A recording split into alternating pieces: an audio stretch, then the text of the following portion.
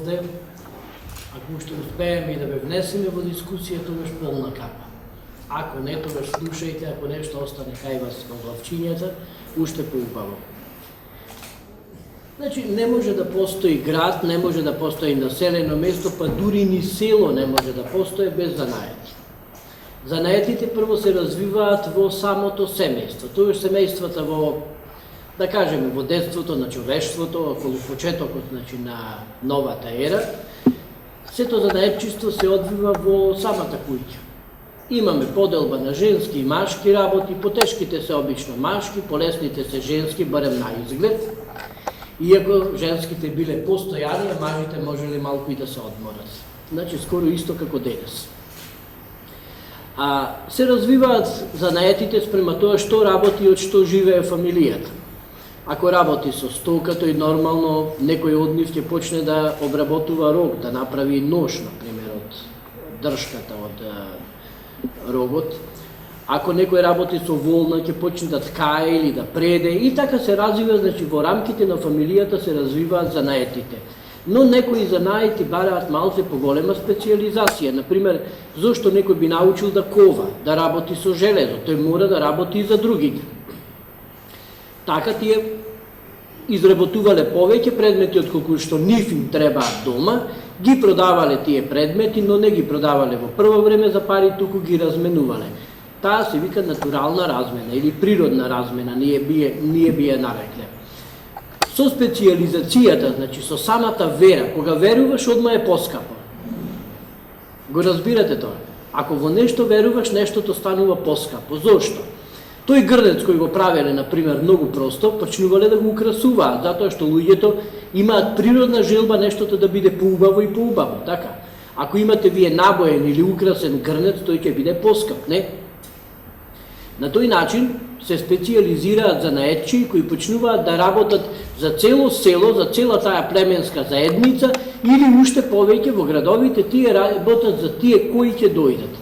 Значи, прво правите производ за некого, за кого е тоа наменето, однапред знаете за кого го правите, а подоцна се оди со производство за тој што ќе намени. Значи, кој да дојде, вие ќе му го продадете. А сега поново, со новата кастомизација, повторно почнуваме, значи, во 21 век, повторно да правиме производи за некој кој го порачал. Така? Го сметаме за ново, но тоа е во суштина многу старо. Тоа потекнува од детството на човештвото. Како оди приказната за прилеп? Јас ви го објаснив основниот принцип. Значи, не може да нема занаети ако имате организирана човечка група. Овде знаеме дека уште пред 10 век постои град, таму горе на Варош, значи не овој каде што ние се наоѓаме, туку на Варош, и луѓето имале развиени занаети. Таму имаме тврдина, што имаме тврдина, имаме некој кој владее, а тој кој владее обично има пари, така?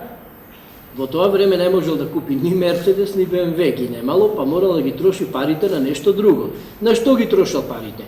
Ги трошеле на коњи, на сетла, на опрема за коњи, затоа постоеле и такви занаети, значи, луѓе кои произведуваат клинци, кои произведуваат подковици, седла, значи се развива сарачкиот занает и некои слични. Ортомарите исто. Ортомата можете да ја купите за мали пари, а може да биде поскапа. Зошто? Ако има, например, внатре навезено различни конци. Така се развиваат тие уметничките занаети. Самата декорација секогаш е поврзана со верата. Вие гледате една вазна која има вазната како две увциња за фајчање, но тоа не се две увциња, на почетокот тоа биле два коњи. Тие коњи ги означуваат тенденциите на природата, да дава и да зема. Една година е плодна, една година е неплодна. Знаете, во тоа време нема да ви дојде жито од Америка со камион, тогаш се умирало од глад. И затоа тоа сите тие го представувале на тие важни. Подоцна тие коњи се претвориле во птици, па подоцна се претвориле во денешните рачки. Значи, кога вие имате еден сад со две рачки, тој е елемент стар некаде 50.000 години, а мислите дека е нешто многу современо. Значи, културата е таква што се акумулира и ништо не фрла. Во биологијата имате, умира еден вид, го заменува друг вид, кај културата нема. Во културата живее нешто што е старо и 50.000 години со нешто што настанало вчера. И тоа секогаш паметете го. Ништо не е ново во културата, тоа е да го знаете. Понатаму, со Варош, со самата населба, бидејќи имаме властела, имало занаетчии кои произведувале најразлични видови предмети. Дури имало и ковачница за пари во време, например, на тие словенски цареви, околу 13 и 14 век, кои ковеле и пари имало, значи на самиот Маркови кули ковачница. Дури познатиот Данте Алигиери, царот Душан го сместил во 9-тиот круг на пеколот затоа што фалсификувал и ковал лажни пари. Тие лажни пари се ковале на Маркови кули, а таа монета фалсификат, значи која е искована, е најскапата пара која постои на светот, монета, и е искована точно на Маркови кули. Но оваа приказна ја немате слушнато, а требало да ја слушнате, така? Колку било силно во Прилеп, значи живеењето, може да ви каже и податокот дека во крајот на 14 и почетокот на 15 век, тоа е она време кога идат и турците овде живеел Григорije Акиндин, тој е најпознатиот, најславниот прилепчанец за кој пак немаме чуено, така? А велиме дека немаме приказни за Прилеп, а имаме многу приказни, само нема кој да ги прочита и кој да ги пушти понатаму. Тој Григорije Акиндин бил еден од трите главни гностици во светот. Варма, Паламас и Григорije Акиндин. За него дури и папите пишувале. Еден вели дека ја отворил од папата со нога му ја отворил вратата, но не верувам дека било така, но главно бил многу близок, значи, со главните верски авторитети во тоа време. Варош имал 77 цркви, а црквите се украсени, така? Дали има метални делови во црквите? Каде палите свеќи? Дали има живописување на црквите? Дали има килим? Тоа сето некој треба да го произведе и тоа го произведувале прилепските занаетчии. Уште побитно, во 14 и 15 век во Прилеп се одржувал еден од најголемите панајѓури на Балканот.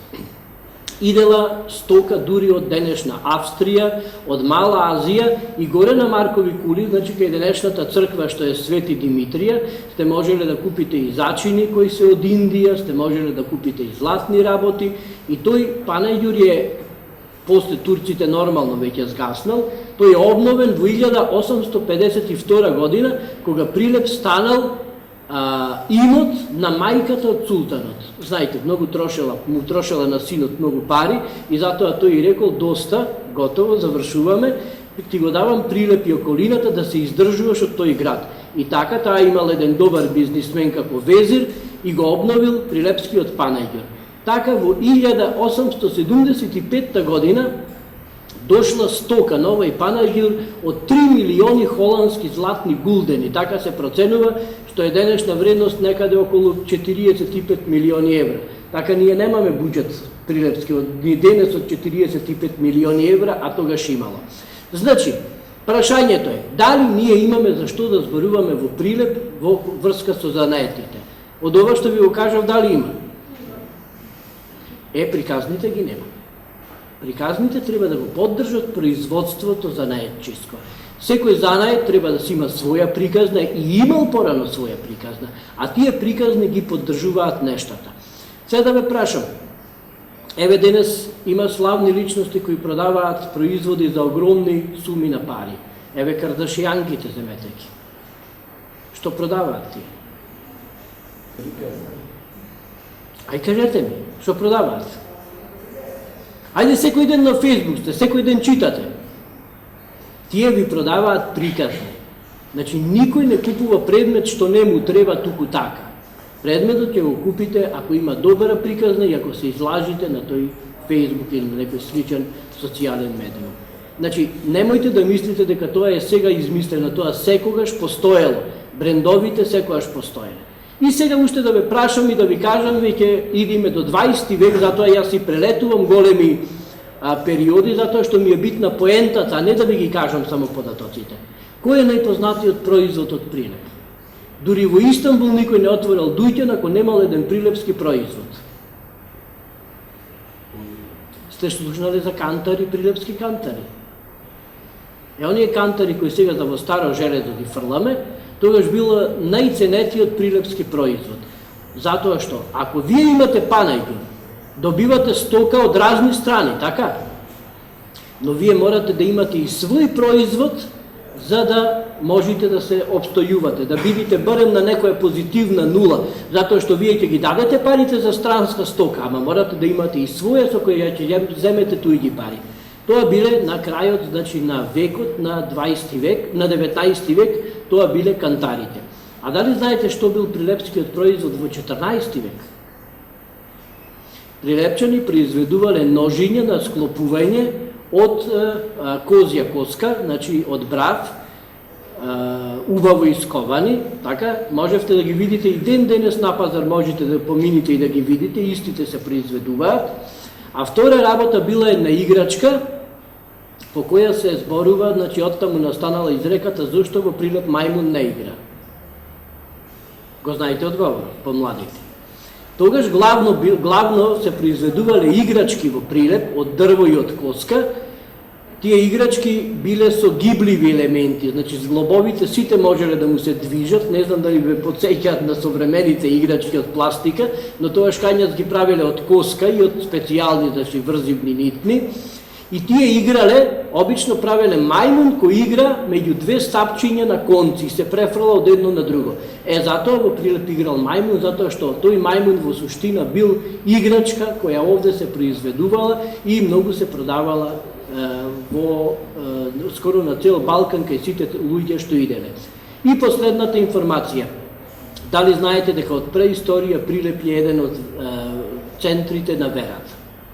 Значи, и пред христијанството овде иделе најразлични луѓе од цел Балкан, живееле дури на отворено на Маркови кули, имаме таму дури и храмови кои се на отворено, а иделе заради тоа што верувале во одредени приказни за плодност, за здравје или нешто чувствувале, значи за да дојдат тука.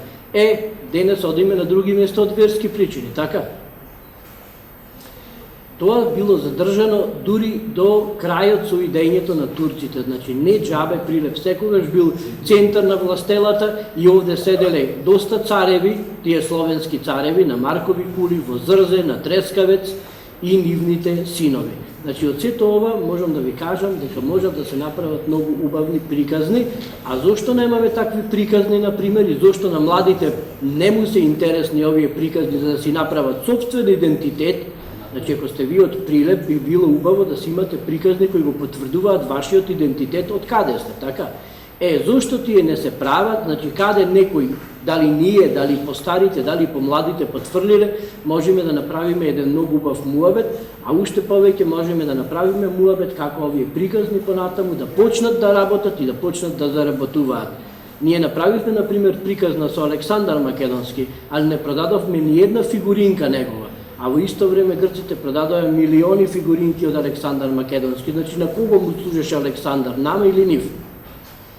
Значи, зборуваме и за бизнис, зборуваме и за идентитет. И да ве прашам, дали некој би се гордеел овде од вас да стане за наетчија, било девојка, било машко? Ајде некој ако би се гордеел, нека дигне рака да сака да стане за наетчија. А кој би сакал да биде компјутерџија од вас? Полицаец постави прашање. Сериозно, че ви објаснам зошто вас. Ова некој да ве прашаше во 30-тите години од 20 век, верувам дека сите до еден ќе дигнете рака кога ќе се зборуваше за наетчија. Ова мислам дека може да биде една провокација понатаму за самиот разговор.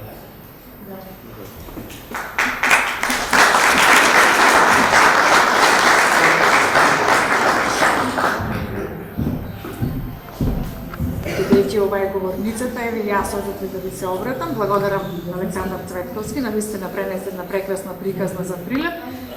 Ќе го поканам председателот на Занајчиската комора на Прилеп, Кирил Трпчевски, да ви пренеси како може вие да станете занајчи.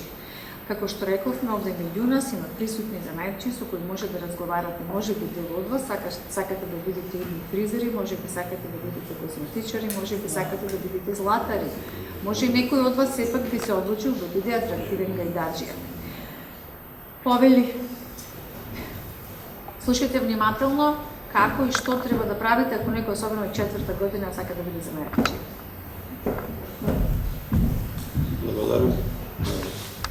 Јас сум Кирил Трпчевски, занаетчија и воедно и председател на Занаетчиската комора од Прилеп. Како што мојот соговорник Александар ви објасни многу пластично што представувало занаетчиството во минатото. Зашто сметам дека можеби и подома имате некои стари занаетчиски производи, можеби по нашите музеи сте виделе доста артефакти и експонати кои што се произведени од нашите вредни занаетчи во минатото.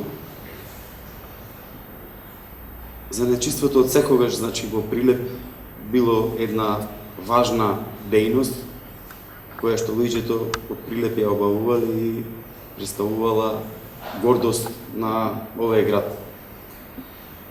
Сакам денеска да ви кажам што значи денеска во денешно време да се биде занаетчија. Значи, занаетчиската дејност е производна или услужна профитна дејност за која важат следните карактеристики. Производството или услугите врз основа на индивидуални и се вршат врз основа на индивидуални нарачки. Производството може да биде и во мали серии, каде се риското производство не е претежна дејност на занаетчиите.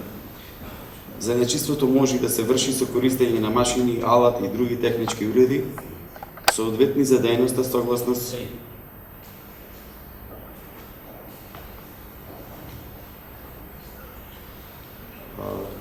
занаетчија може да се стане, значи, со завршено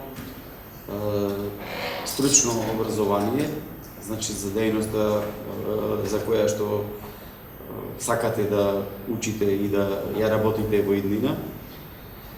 Занаетчија се станува со упис во занаетчискиот регистар, кој што е единствен на ниво на Република Македонија, и со самиот ден на упис во тој занаетчиски регистар, вие станувате занаетчија и се стекнувате со правото да добијате занаетчиска дозвола. Меѓутоа, претходно, ова што го спомнав, треба да го имаме на ум. Значи, мора да завршиме дали формално или неформално образование и да се стекнеме со диплома мајстор за одредено занаетчиско занимање. Вие во нашите училишта, средни училишта од град Прилеп, имате доста како избор на различни занаетчиски занимања, што сепак не мора да значи дека вие нема да посакате да работите нешто за кое што можеби во нашиот град не постои во моментов можност да се изучува некоја дејност. Меѓутоа, законот предвидел и неформално образование, значи за повозрастните студенти и ученици кои што сакаат да го прошират своето знаење, предвидено е значи чирачка работа или работа и учење во занаетчиските компании. И после истеко на периодот предвиден во законот, тие сите чираци имаат право да полагаат мајсторски испит. Со тоа се стекнат со диплома мајстор и воедно се стекнуваат со право да се запишат во занаетчискиот регистар и да отворат своја занаетчиска фирма и да добијат занаетчиска дозвола. Значи, овие сите работи ви ги зборувам заради да добијате еден поширок увид во таа цела постапка и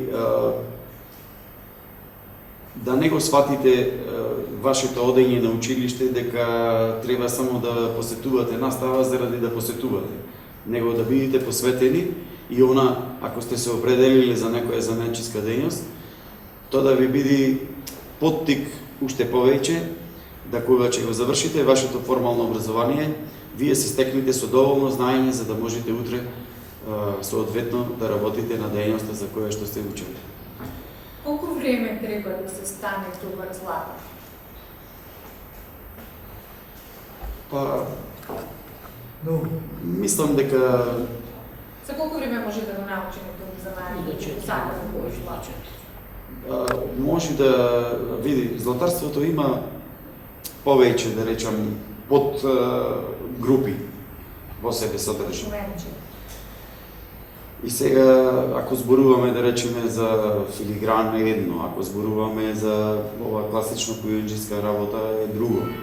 ако зборуваме за овие некои современи сега златарски трендови, кај што дури не мора ни да се произведува ни од злато и од сребро, може да се Секој користат да и биде други. трговец, туку да биде најдец работи прстен.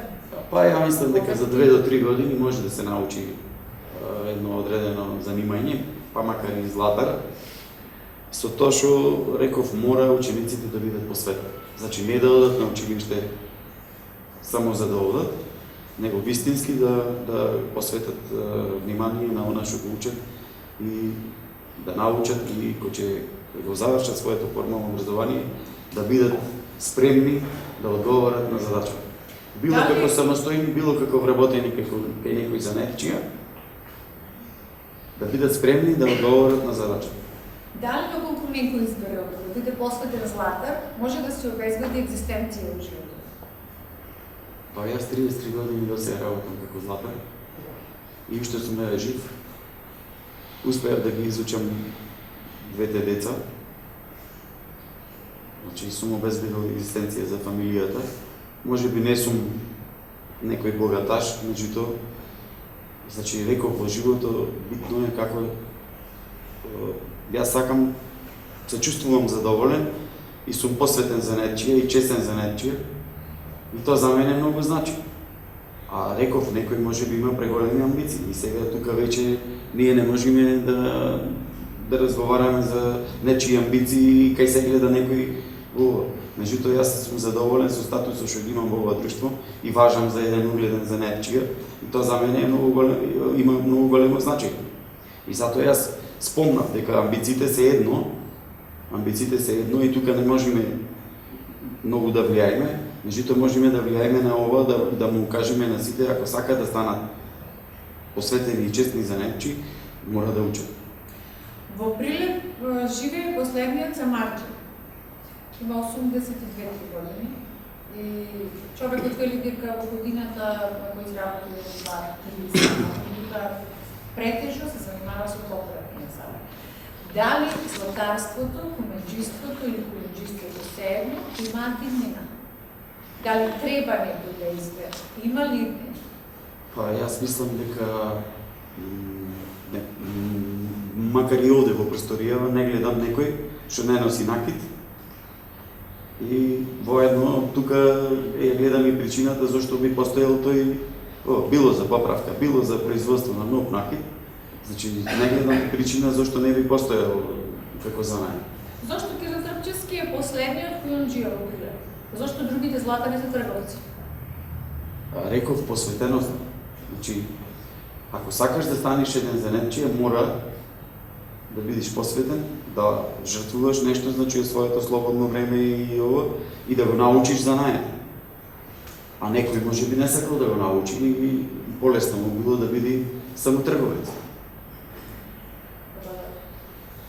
И знаете разликата што е да се биде кулунџија, кумеџија, што е златар. Златар може да биде секој, може да продава секој злато, ама не може секој да изработи угледобен. Не може секој да го коригира вашиот прстен, да го смали с големија, тој да изгледа како нов. Не може секој да изработи како што Кирил Трпчевски го изработи символот на приrodното поведението на одреден прибор, кој што се користи во прибор за јадење, меѓу тоа се користи како судово на тие и други аспекти. Значи, едно е да се биде трговец, друго е да се биде посветен за нечие. Креативноста, каква е ваша, негова, од вашата креативност зависи колку ќе биде успешен. Кирил Трпчевски е навистина бренд во златарството, не само во Прилеп, туку широко во Македонија. Доколку имаш друго повели, јас Не, јас сакам само да му укажам на тоа дека ова моје излагање беше во смисла да ги поттикнам да ги изучуваат занајчиските занимања и да размислат дали прва најважна работа ќе ги бидат компјутерите и игрите. Кај што младите најчесто го трошат поголем дел од своето слободно време. Благодарам. Дали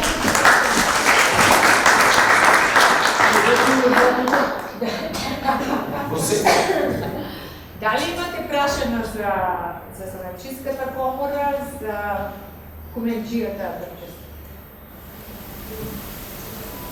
Ако имате немате, ако имате, немојте да се задржувате, секое прашање е легитимно. Нема неубави и нема прашања од кои треба да се срати. Може да прашате се што сакате поврзано со оваа тема. Доколку не е поврзано, после настави. Нема да го прашате. Професорите ви се сигурно авторитети во вашиот живот, да не речем равни на вашите приоритети. Не само професор Елена Тасевска, има и други професори овде, изразува во мојата почетна професија, благородна е професијата да се биде професор и да се испитува деца. Особено кога се работи за вакви теми и кога се избираат другите професии. Сега поканувам професорката Татјана Тасевска да го пренесе аспектот, сепак во говорот на нашата година, тој аспект што значи, што е тоа, како да ве мотивираме вие како средношколци да ги изберете овие студии за најчески, да најдете својата професионална реализација како познавач на одреден занает, да заработуват, да заработуват екзистенција, но во исто време многу е битно за занајчијата да го зачува намусот, што ги речат пријачени, да го зачува образот, достоинството и честа. Така го гради своето име, така го гради името на својата фамилија, но и името на градот и на нашата чарша од историја. Това е твојата чест.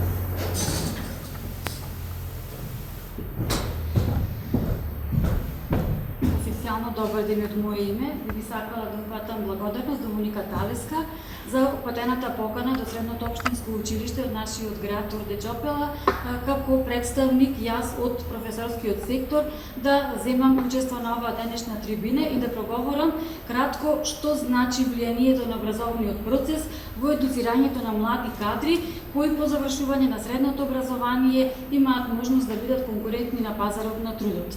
Најпрви би сакала да проговориме за тоа што значи средното стручно образование. Младите генерации денес секојдневно треба да избираат средно стручно образование затоа што во текот на своето школување учениците добиваат можности за стекнување на теоретски, когнитивни и практични знаења, добиваат голем број на работни вештини, исто така се стекнуваат со голем број на стручни компетенции, што понатаму ќе ги употребат во делот на вработувањето и да избираат образовни профили за кои што има навистина потреба во регистарот на занаетчии и образовни профили кои што ќе нудат иднина за самовработување или пак за отпочнување на сопствен бизнис. Како професор во Средното општинско училиште Орде Чопела може да споделам и бројни примери на ученици во изминатите генерации кои што имале претходно развиен домашен бизнис во областа на пекарството, сладкарството, во областа на месарскиот занает. Учениците по завршување на средното стручно образование имале можност во текот на своето школување да се едуцираат, да научат нови технологии, да се запознаат со сите машини што се користат во производствениот процес и на таков начин своите стекнати знаења да ги пренесат во развивање на фамилиарниот бизнис, а со тоа што ние продуцираме и едуцираме млади кадри, на таков начин овозможуваме да се зачуваат старите занаети или пак се дава можност истите тие да се прошират и да опстојат подолг временски период. Насекаде околу нас може да забележите огласи за вработување од областа на пекарството и сладкарството, па токму оние млади лица кои што сакаат да се занимаваат со ваквите занаети, може слободно своето образование да го продолжат во нашето средно општинско училиште, затоа што покрај формалното имаме и неформално образование за возрастни. Ако имате, немојте да се задржувате, секое прашање е легитимно. Нема неубави и нема прашања од кои треба да се срати. Може да прашате се што сакате поврзано со оваа тема. Доколку не е поврзано, после настави. Нема да го прашате. Професорите ви се сигурно авторитети во вашиот живот, да не речем равни на вашите приоритети. Не само професор Елена Тасевска, има и други професори овде, изразува во мојата почетна професија, благородна е професијата да се биде професор и да се испитува деца. Особено кога се работи за вакви теми и кога се избираат другите професии. Сега поканувам професорката Татјана Тасевска да го пренесе аспектот, сепак во говорот на нашата година, тој аспект што значи, што е тоа, како да ве мотивираме вие како средношколци да ги изведете овие студии за најчески, да најдете својата професионална реализација како познавач на одреден занај, да заработуват, да чувате екзистенција, но во исто време многу битно за занајчијата да го зачува намусот, што ги речат пријачени, да го зачува образот, достоинството и честа. Така го гради своето име, така го гради името на својата фамилија, но и името на градот и на нашата чарша, господин. Това е Учениците или возрастните стекнуваат одредени теоретски и практични вештини за да може понатаму самостојно да си отворат собствен бизнис или пак да учествуваат во самовработување. Што е карактеристика на образовниот процес? Знаеме дека тој има силно влијание врз економскиот раст во секој општество, затоа што мора да профилира кадри кои што се интересни, конкурентни на пазарот на трудот од една страна, од друга страна истовремено треба да се избираат оние професии кои што значат навистина продолжување на старите занаети во нашиот град. Во нашето училиште имаме ние доста просторни и инфраструктурни можности и капацитети, затоа што располагаме со хемиски лаборатории, лаборатории за анализа на храна, понатаму имаме реално училишна компанија Детелинка која што представува мини пекара и сите тие се во функција на учениците за подобро да ја реализираат својата практична настава. Значи, дел од практичната настава, која што е важна во средните стручни училишта, учениците ја реализираат и надвор од училиштето во посета на различни фирми од производствените дејности кои што се во рамките на нашиот град и пошироко, и учениците на таков начин преку учење на работно место успеваат да добијат можности и слика за тоа што би работеле по завршување на средното стручно образование, каква е организираноста на лице место на работните места, со какви предизвици истите треба да се соочат по завршување на средното образование, а од оваа година со реформираното средно стручно образование учениците задолжително имаат можност да реализираат еферијална пракса за време на летниот период, која би била во трајање од 5 до 20 дена.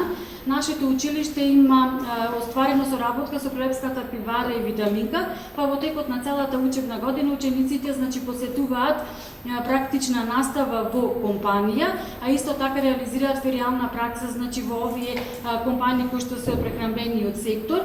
Исто така во нашето училиште има можност учениците во текот на целата година да работат во дуќани кои што се од областа на пекарството, во сладкарски дуќани и така натаму. Затоа апелирам до младите генерации повеќе да се фокусираат да го избираат средното стручно образование, затоа што образованието кое што го има во нашата држава е компатибилно со европските стандарди, исто така образованието кое што го избираат за свој иден занает или за своја идна професија, му нуди повеќе можности за самовработување, да стекнат голем број на теоретски и практични вештини кои понатаму се применливи по завршувањето на средното училиште. Може слободно што да додадам овде дека учениците исто така своите изработки кои што ги имаат во различни стручни предмети што ги изучуваат во текот на 4 и 3 годишното образование, ги експонираат на различни пазари, на различни сајми. Ние имаме добра соработка со Занаетчиската комора од нашиот град, па училиштето учествува и во денови на занаетчиство, така да имаме можност да учествуваме и на различни сајми, каде што изработките од учениците може да бидат репрезентативни и на таков начин самостојно да заработуваат по завршување на своето средно образование. Може да се стави посебен акцент и на стручното образование на занаети, не само на средното стручно образование за занимања, затоа што знаеме дека занаетчиството датира од многу одамна и би требало да се апелира што е можно повеќе младите кадри да избираат средно стручно образование како основа за да може подобро и полесно понатаму да станат конкурентни на пазарот на трудот. Да не должам многу во оваа област, доколку имате некои прашања се поврзани со вашата едукација како млади кадри, бидејќи гледам поголем дел од публиката сте веќе средношколци. Ако имате некакви прашања во однос на практичната настава, едукацијата, повелете.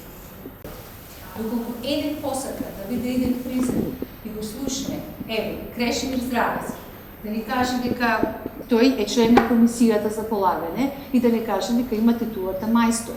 Оти во Прилеп некогаш, за да се стане занаетчија, виден, почитуван занаетчија, требало првин да се биде чирак, па потоа да се стане калфа, па на крајот мајстор. Чиракот што правел? Чиракот на времето, таков е познатиот фризер Јовица во барде носел вода на мајсторот, некогашен фризер, познат во Прилеп. Калфата пак се учил и го метел дуќанот. Чиракот поттрчкувал, носел водичка во барде од кај сатот, калфата го чистил дуќанот, чистил пред дуќанот, додека мајсторот наутро со своите колеги во улиците го пиел утринското кафе. Или во среда и сабота го правил пазарот за дома. Па некаде околу 8:30-9 одел во својот дуќан и тогаш стоеле мирно и чиракот и калфата. Што треба да се стане мајстор? Повели Креши. Баш ми е мило што Моника напомна чирак, калфа, што работел чирак, што калфата, сега ќе речите зошто јас сега додам да носам вода со барде. И сега поново речиме во пластично шише. Единствено и само за да се научите на дисциплина кон самите себе си, не кон некој друг. Кон самите себе си. Периодов се соочуваме со недостиг на вода во градот од одредени причини, тоа не е наша работа, си има стручи лица за тоа. Ако се нема вода, треба да појдете некаде до блиска цистерна или во некоја чешма што има вода, да си донесите вода во шише. Треба? Треба, зошто треба? Станете жедни, така? Станете без очи измијани, нема да ви се гледа. Како ќе ставите слика на Фейсбук без очи измијани. Значи не е тоа за некој да, сега знаете, употребите спор, не сака мене никој да ме малтретира. Тука е она егото младалашко. Сум го имал јас и се уште ги имам. Јас сум млад. Спрема мајка ми сум млад. Вие сте спрема мене помлад. Секој спрема некого помлад или повозрасен. Инаку да, накратко, јас сум Грешо, реков малку неформално, пошто видов, сакам повеќе да ве афирмираме. Еден од тројцата мајстори професори по фризерство. Ова професор е ново затоа што тоа е 5Б ниво, значи се смета на виша факултет. Признај секаде во Европа, ова ви го напомнувам со единствена причина за да знаете дека и преку занаето можете да завршите сега факултет. Не ви треба друг факултет за да чекате работа на друго место, сами ќе си го создадете. Овде завршувам со формални работи, сакам да ве анимирам малку повеќе. Морам да му се заблагодарам на Александар и да му изразам голема почит, пред се за неговото знаење кој ние го знаеме, а вие имате можност да го чуете, и не пренесен из еден преубав за нечиско традиционален времеплов низ историјата на нашиот град и за нечиството. Сега ќе ве замолам на момент да се завртите околу себе и да ги видите буквално сите овде предмети и производи што може да ги видите. Завртете се околу себе, слободно. И телефоните видете ги. Телефоните ви се на сите врати. Прво кога ќе ви се скрши телефонот, каде го носите да ви го поправи? Мајсторот што е? За нечија? Да. Колку пати во текот на годината ги сервисирате вашите телефони? Многу пати. Едно ги сервисирате. Сега ќе се надополнам на Александар и на Моника. Сме ги украсувале порано коњите со црвени пувчи. Сега си ги украсуваме нашите телефони. Тоа го плаќаме. Некој заработува тоа. Тој што заработува за нечија. Да, многу брзо се заработува парите. Многу брзо. Да. Не се огромни, како што рече и Кире, богаташи не можеме да станеме, меѓутоа секој ден, ако не заварни, ќе капне. Очекувавте вие че ви објаснам ја закони, подзакони, не апсолутно. Сакаме да ве анимирам. За да дојди подобро до таа анимација, ја направив проект заедно со мои двајца колеги од браншата и еве веќе втор пат реализираме проект на промоција на занечиството, конкретно имидж кампања на фризерскиот занает кај 9 оделенците во основните училишта. Сега ќе се прашате зошто. Проблемот кај нас, конкретно со занечиството, за друго не сакам да зборувам, затоа што сме вртени занечиство, кој е многу тесно, најтесно поврзано со традицијата и нашите семејни вредности. Нашата проблематика е уште во градинките, меѓутоа мора од некаде да почне. Пред неколку години започнав, некој што кажа и Кире и професорката од Джопела, започнаме со денови за нечиство, полека средношколците ве уфрламе во практичната настава. Да, имав некако држава проблеми со тие закони нови, сепак и нашата држава е млада, како што сте и вие млади, и мора да се работи упорно, бавно, меѓутоа работиме. До некој ред дојдовме, почнате на пракса, додите, да, има уште многу работа, меѓутоа заедно сите тоа ќе сработиме. Сега стигнавме на ниво на 9 одделенци. Зошто? Затоа што тие се сега во фаза каде да се запишат во средна школа. Се спомна исто на дискусијава, учи сине за да не работиш. Добро? И за нечиството е учење. Еве ја на 44 години ги запишав тие мастер студии и 6 месеци програма која ќе се учи 2 години, ние учевме во 6 месеци. Значи предавање, учење, полагање. Значи 34 години. Значи праша зошто тоа ти требаш? Да, ми требаш. Затоа што сега не само во Македонија, во цела Европа, како што е Кире, мајстор, со углед на својот занат и како личност, така сум сега и јас. Ако јас ги немав тие елоквенции, ако Кире ги немаше тие елоквенции, ако професорката ги немаше тие елоквенции, кој на вас ќе ви пренесеше кој е добробитот на занаето? Прво што ќе поставите прашање што сте направиле вие. Се гледа во пари сето, окей? И Моника постави прашање, ќе ми извиниш, сакам на ти, за да бидиме поблиску до дечкиве. Постави прашање на Кире, дали се заработува тоа? Па е убаво одговор. Живе и школува две прекрасни дами, има семејство, има дом, има возило, што треба да? Има бел образ. Има бел образ и оди со гордо крената глава. Конкретно, која е предноста на занаето? Сите сакаме да бидиме индивидуално препознајни, така? Кога ќе се фотографираме за Facebook, внимаваме каква ни е косата, шминката, гардеробата, така? Да? Колку подобро изгледаме, то сето е создадено од занетчија, значи вие самите ако си направите фризурата, и тоа е дел од занаетот. И гледате колку лајкови ќе се добиете. Така? Колку повеќе лајкови, толку подобро. Ако сега вие станете занетчија и направите производ или извршите квалитетна услуга и тоа го постирате на Facebook, можете секој лајк да го претворите во едно евро, во едно денарче. Се сложувате? Че колку подобро изгледате, се представувате себе си. Толку повеќе сте од околината барани, следени, лекнувани. Сакам да ви го спојам традиционалното со модерното. Се ако вие во занаето се трудите да го работите квалитетно и тоа сето му го презентирате на кој било начин на купувачот или примачот на услуга, вие тоа сето ќе го инкасирате во вид на пари.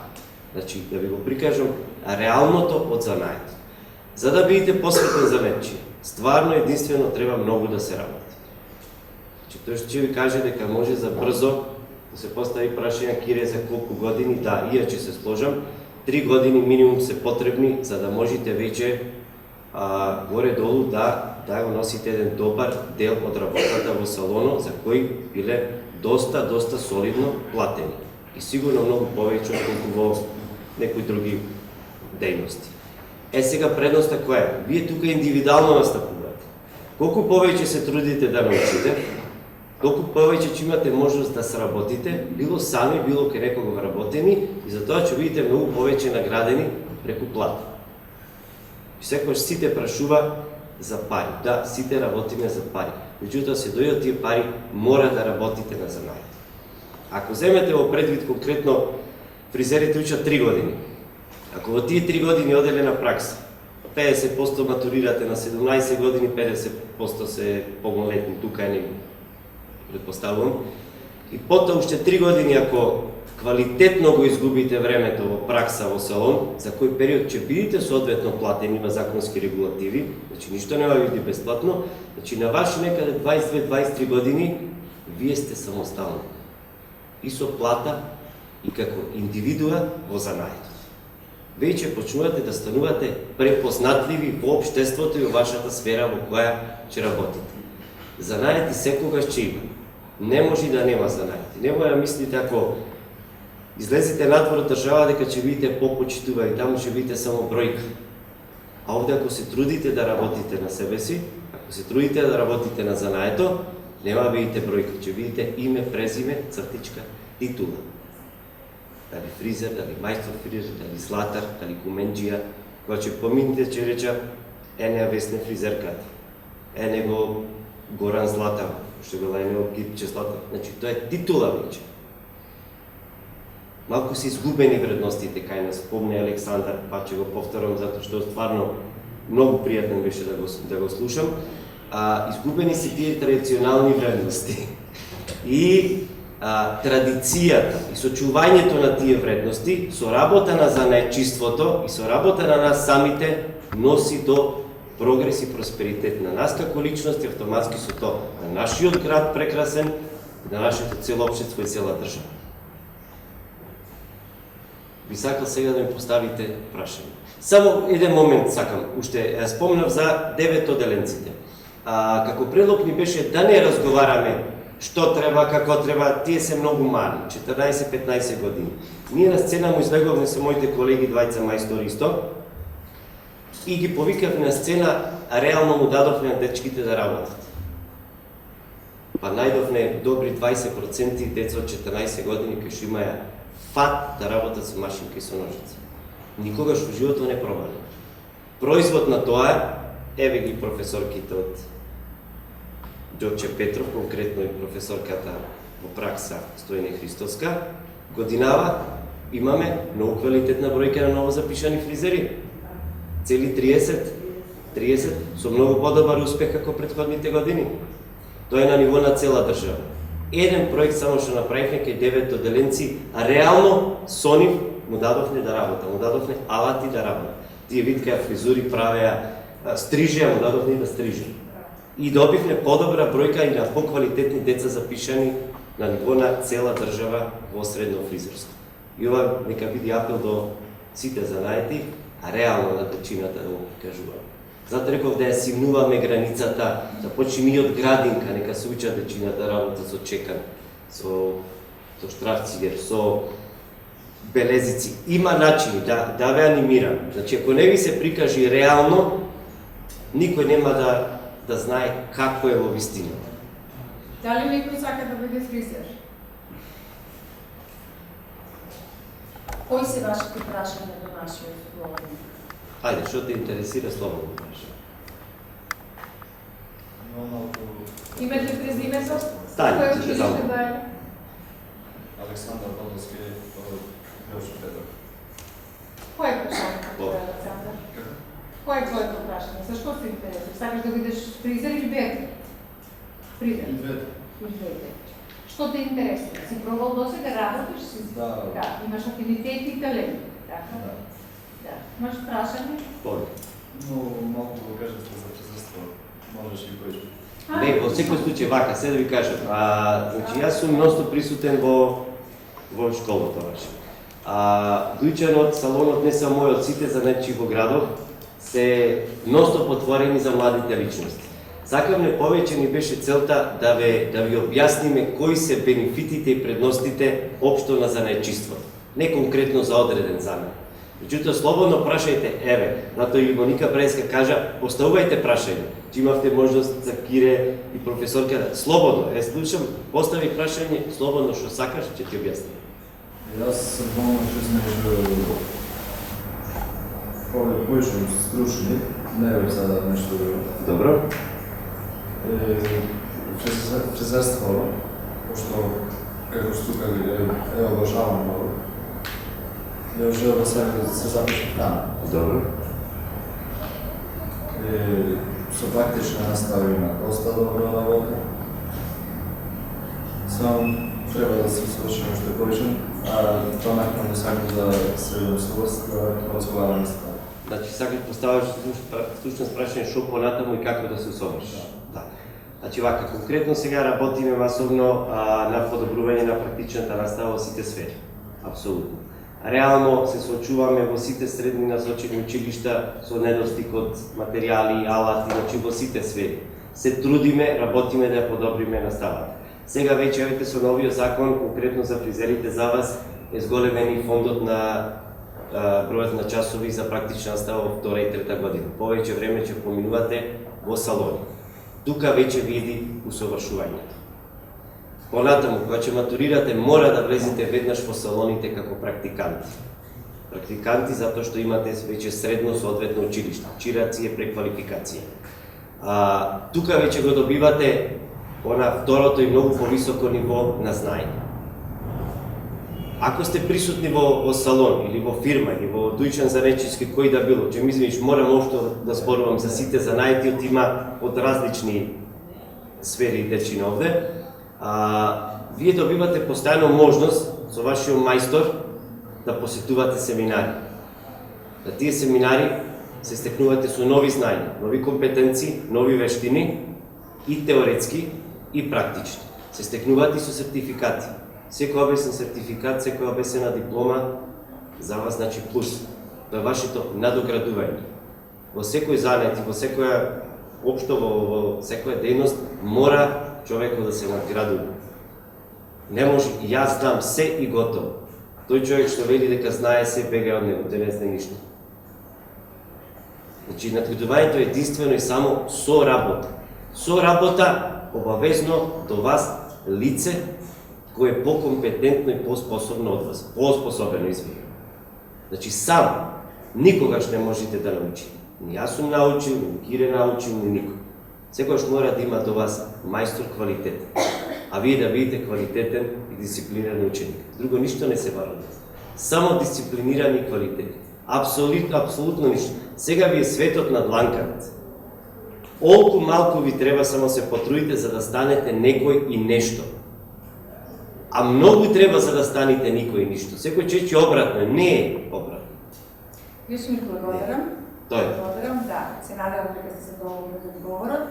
Јас сакам професорките да ги прашам дали имаат нешто да кажат, да додадат, дали сакате благодарам. Само да завршам, кој што сака, кој што го интересира се во врска конкретно и со нашиот занает, слободно може да се обрати кај нас и се ќе му биде кажа. Благодарам уште еднаш.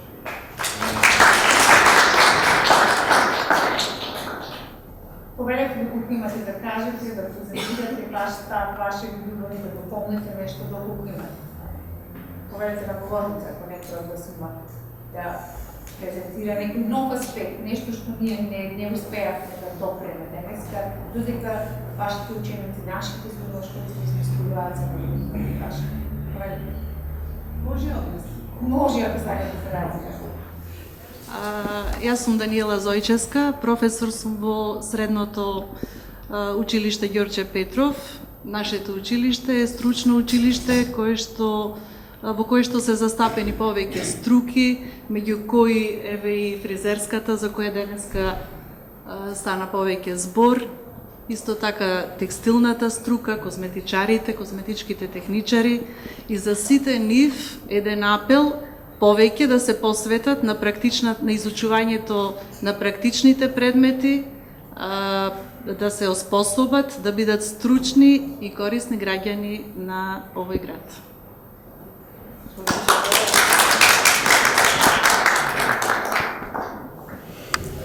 Јас сум Димитар Чучуровски, кој го држува градскиот часов.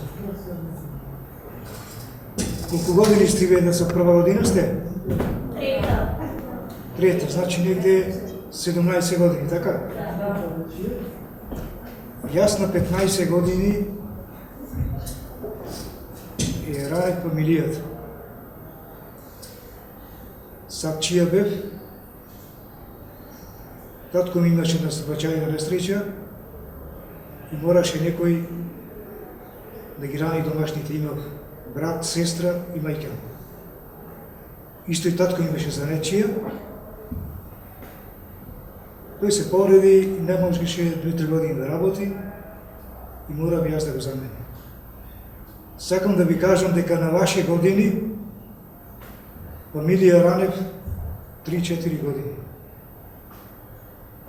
Тоа можете да го замислите вие сега? Да. Може. Браво се.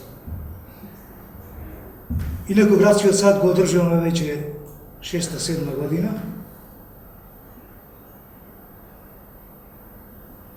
Одам неколку пати во неделата го најувам, го подмачкувам, го дотерувам, што вика, ако не е точен, да го штелнам.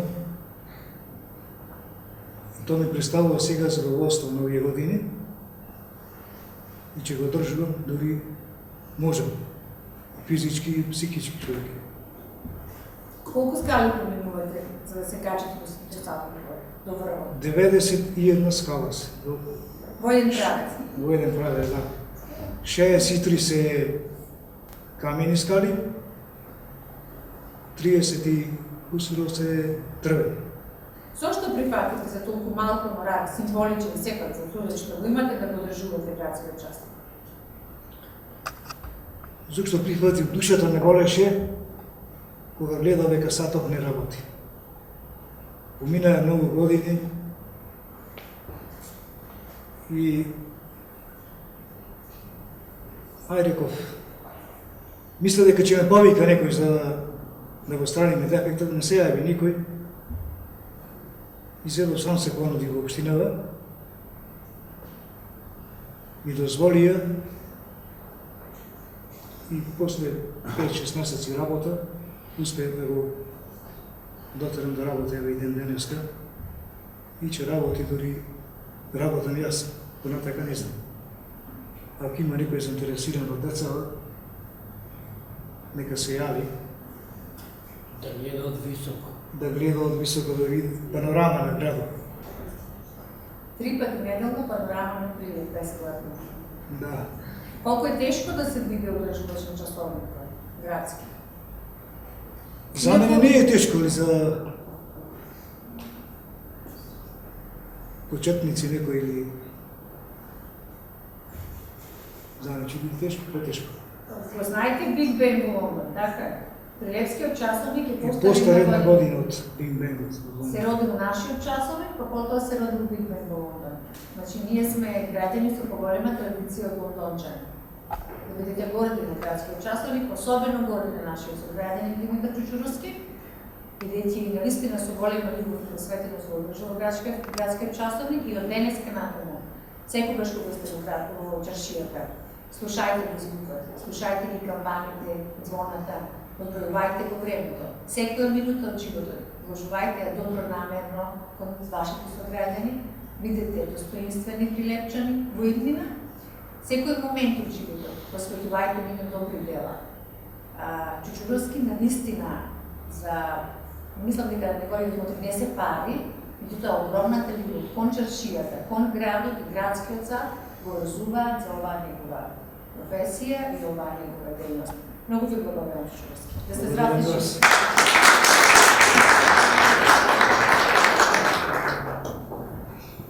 Имам тројца колеги, тој еден ми во новинарството, двајца. Игор Тасов и Дачко Лопатов. Дали како новинари имате желба да кажете нешто на крајот на ова дружење? Дали како новинари имате да кажете нешто на крајот на ова дружење? Доколку немате. Дачко? Јас за устав не знам како почнавте. И не импресионира само млади деца. Сепак на говорница. Ај, не говори. Дачко Локвенец е еден од најдобрите новинари во Прилеп, кој што одамна пред години имаше хроника посветена на Прилеп. На животот на чаршијата, на животот на градот. Да ви кажам, и новинарството е занајд. Значи, у вас со сигурност ви го тврдам. И кој е заинтересиран, и то многу индивидуален, ама одговорен занајд. Не се учи посебно, се учи на факултет, средна школа нема сасвијатно новинарство. Она што сакам посебно да го истакнам за новинарството е од оние стари времења и сегашни, има само име и една лице, образ, карактер и се што следува како една искрена фигура, една стамена фигура на еден занаетчија со најголем углед во градот. Тој углед се враќа и сега. Ги гледам Кире, мојот драг пријател. Нема, во занаето нема некои посебни шверцувања, откажувања, импровизации и слично. Занаето или го знаеш, или не го знаеш. Има доста вака интересни анекдоти за занаетчиите. Оние кои ги бркаат од фабриките или фабриките умираат и клават Тесла на джебот и се прикажуваат како занаетчија. Времето на тие занаетчии помина. Доаѓа вашето време. Време на учени, толерантни, умни и стручни луѓе. Занаето не е повеќе само ножицата, Крешо вика. Занаето е многу нешто и како идеја, како замисла, како концепција. Една девојка доаѓа, извинете за пример, доаѓа во фризер, таа знае отприлика што сака, ама ако занаетчијата и понуди по убава фризура, таа ќе го прифати тоа.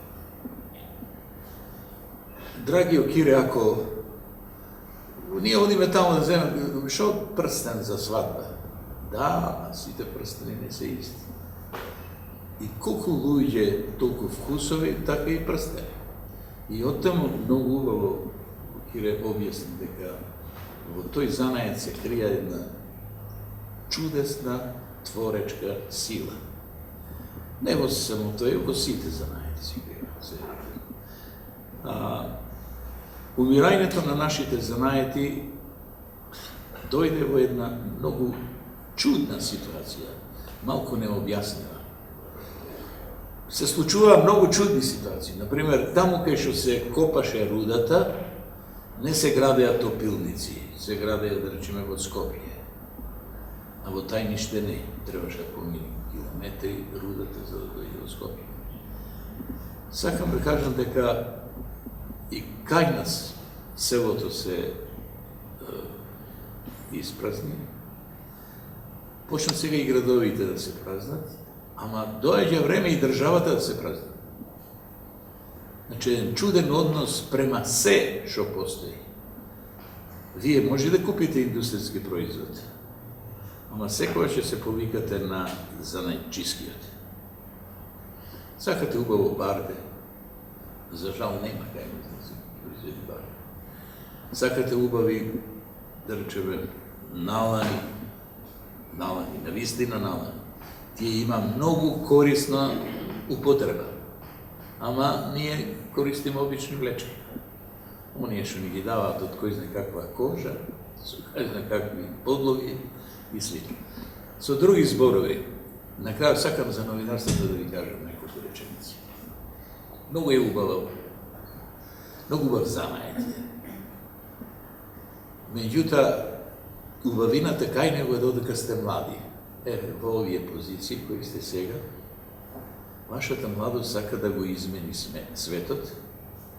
Како? Со пишување. Меѓутоа, светот така не се менува лесно.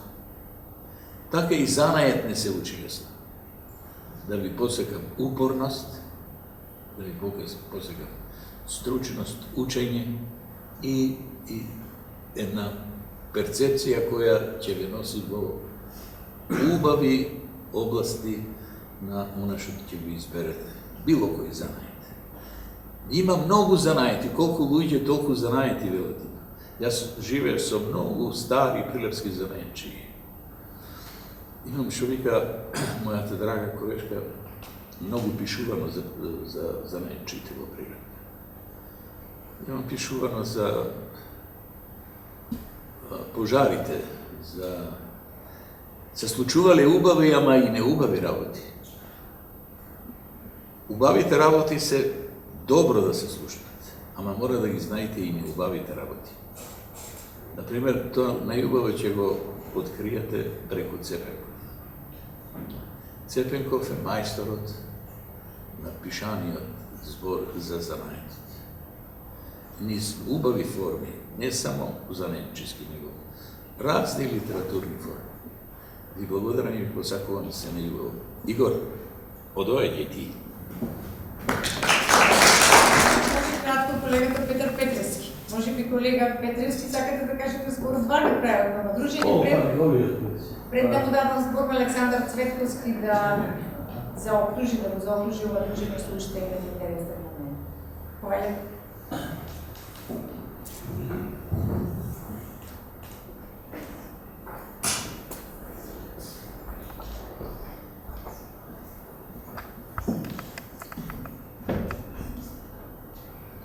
Па јас би сакал да ве поздравам, да го поздравам, да ја поздравам оваа трибина, која навистина представува новина и со една желба, вие младите да почнете да покажувате интерес за занаетите, не само за старите занаети, туку како што се развива општеството, како што се развива науката, се појавува потреба од нови занаети.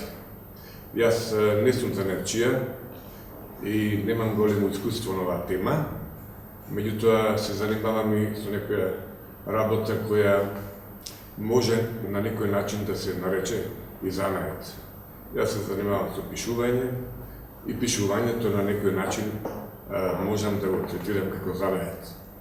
За секоја работа треба искуство, треба знаење, треба упорност, треба желба, треба ентузијазам.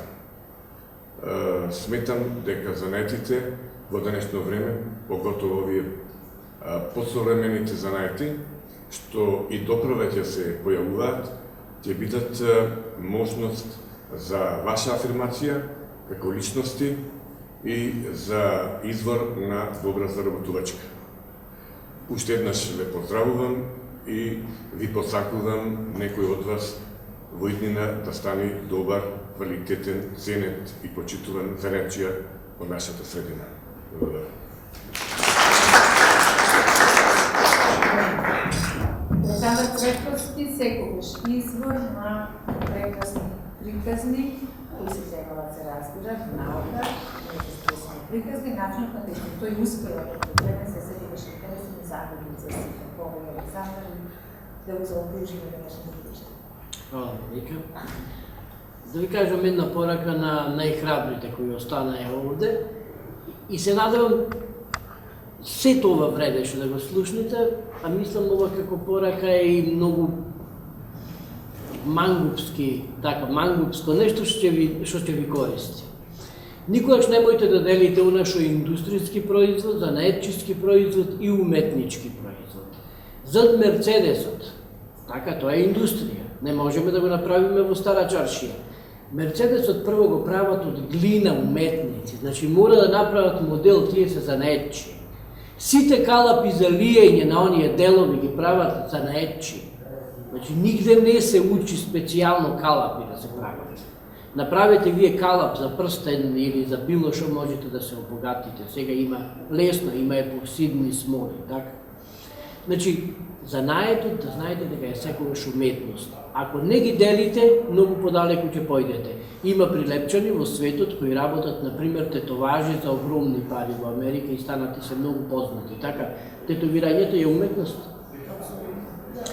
Втората порака е околу идејата. Грам злато вреди 40 евра трче. Сега, да. А прстен направен од грам злато? Па, мора да биде избогатена вредност. Значи 60-70 евра. Нормално е затоа што за да се преработи 1 грам злато, во зависност од предметот, може да се потроши 1 час, а може да се потроши 10 часа и пак да тежи тоа 1 грам. Значи пак 60-70 евра би коштал, Да, така? ама секогаш вредноста... Ако е картие прстенот, колку кошта тој грам злато? Вредноста ќе биде избогатена за онолку колку што сме потрошиле... Ама картие, ако е фирмата картие. Ако е бренд картие. Може да биде енормно висока цената, заради тоа што тие изградиле бренд, па сега го наплаќаа својот бренд и така. Тоа можда и не било едноставно развој на таа фирма Картие, да речеме. Тој што е почнал, може и почнал и така како мене. Ама низ годините станал бренд што скапо ги наплаќа своите услуги и производи. Ова е точно поентава. Значи, вие грам злато можете да го продадете 100 пати поскапо, како што прави Картие, ама можете 1000 пати да го продадете поскапо, ако направите добра идеја, ако имате. Еве ќе ви кажам само една идеја и со ова би завршил. Од едно депо во Египет влегле арами и не украле многу, украле само еден единствен прстен. И то него го бараме, затоа и дошле, значи по тој прстен. Тој прстен се вика египетски прстен на верноста. Составен е од 3 прстени кои се еден во друг пикнати. И нема шанси да ги составите ако не знаете точно како. Во египетско време знаеле да ги состават тие прстените само неколку свештенички кои биле на богот Ра. Мора да користите, значи, 3 прсти, а последните прсти треба да ви бидат споени за да го составите. Нема шанси ако го извадите од прст. Кога ќе го извадите од прстот, тој одма се растура. Нема шанси да се направи, само со специјален, значи, начин може да се состави, да се стави на прст. Обично, тој е измислен од еден фараон, кој сакал, мислил, имал многу убава, зел многу убава жена и мислил дека таа ќе го излаже него. Затоа што многу се загледувала по мажи, не? И тој го направил прстенот, порачал да го направат. Тој прстен се става во затоплен восок, не многу да е течен и жежок. Тој прстен кој ќе се направи се става во восок, значи, за да не се растури. И тогаш принцезата, значи кралицата го зема, го става на прст внатре во восокот. И кога ќе се стави тој на прстот, така нема да се растури. Кога се земале, тој и кажал дека ако некојаш го излажи во самиот чин, значи кога ќе биде со друг маж, мора да го извлече прстенот. Не смее, значи со тој символ на верноста да води љубов со друг. Кога тој заминал во војна, таа нормално, некој навистина и се бендицал, значи добро фараон то оценил, таа го изваила прстенот, го извадила, значи водела љубов со некој друг и прстенот после тоа никој не можел да го состави. Тој прстен направен е повторно и се продава тие 3 грама злато се продаваат за огромни пари. Значи не го продаваат слободно, туку може да го купи само тој што е екстремно богат. Така грам злато кошта 1000 пати повеќе отколку што би коштало, на пример, да го купите како злато или 100 пати повеќе да го купите како во Картие. Затоа ви кажувам дека идејата е она што ќе ве направи богати, тука нема со него да се сложам, например, со господинот. Добро е да бидете богати, да се стремите да бидете богати, но богатство ќе ви донесе само идејата. Главно, идејата е главна во сета оваа приказка за која ние зборуваме. Фала.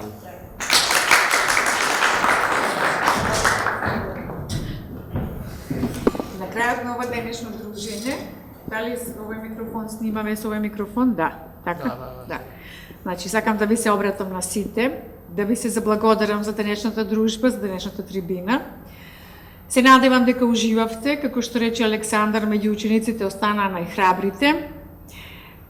Без оглед дали ќе бидете еден од нашите занаетчи, горди занаетчи во Прилеп, ќе остане во вашата мемориска картица одредена информација за културата на Прилеп, за нашата традиција, за нашата чаршија и нашиот град. Целта на оваа трибина е да ги негуваме нашите наследени вредности, како традицијата и културата, да ја градиме чаршиската култура на Прилеп, меѓутоа да помогнеме и придонесеме во што подобар избор на идна професија, ваш избор, како идни граѓани, поточно наследници, потомци на овие генерации повозрасни прилепчани кои што се денеска пред вас, меѓу кои што сум и јас.